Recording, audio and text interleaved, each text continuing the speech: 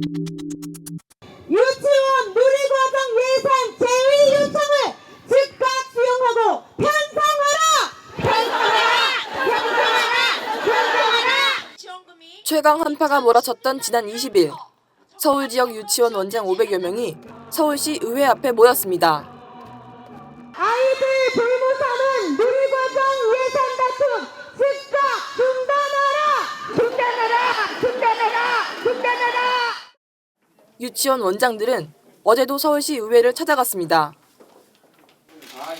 서울 지역 유치원과 어린이집 모두 누리과정 예산을 받지 못하게 됐기 때문입니다. 누리과정 예산이 편성되지 않은 다른 지역들의 유치원, 어린이집 원장들도 거리로 나왔습니다. 초조한 건 원장들만이 아닙니다. 유치원, 어린이집에 고용된 교사와 급식 조리사, 기사 등은 월급을 받지 못할까 걱정입니다. 가장 걱정되는 건 일단 저희가 이제 생계를 유지를 해 나가야 하는데 이제 당장 다음 달부터 통장의 잔고를 보고 어떻게 이걸로 그동안 내가 살았던 그 형태로 내가 살아갈 수 있는지에 대한 부분이 아무래도 가장 큰 걱정이 되죠. 저임금 등 가뜩이나 처우가 열악한 이들은 보육 대란 탓에 고용 불안까지 시달리게 됐습니다.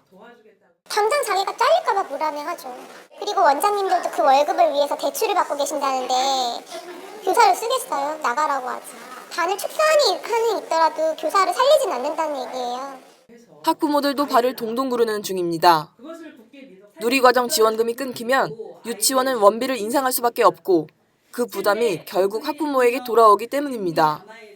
저희는 사실 매달 적자예요. 그런데 22만 원을 또 추가로 내야 된다 그러면 저희 같은 경우에는 비맞벌이기 때문에 결국 제가 데리고 있어야 되는 상황이 되는 거죠. 그러면은 저는 또 꼼짝을 못 하는 거고 아이들은 친구들과 헤어져서 또 혼자 외톨이로 있어야 되니까 스트레스를 받는 거죠. 사립유치원을 다니는 아이의 경우 한 명당 22만 원의 지원금을 받습니다.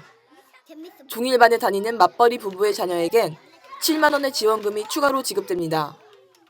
종일반비랑 뭐 급식비 뭐 그런 것들 다 포함해서 월 그냥 35만 원 정도가 이제 부모 부담금이었는데 이제 지원금을 안 받게 되면은 이제 그게 배가 되는 상황이에요. 저는 다행히 하나지만 두 명 있는 분들은 또 금액이 또 배가 되다 보니까 많이들 좀 어려워하고 있는 상황이에요.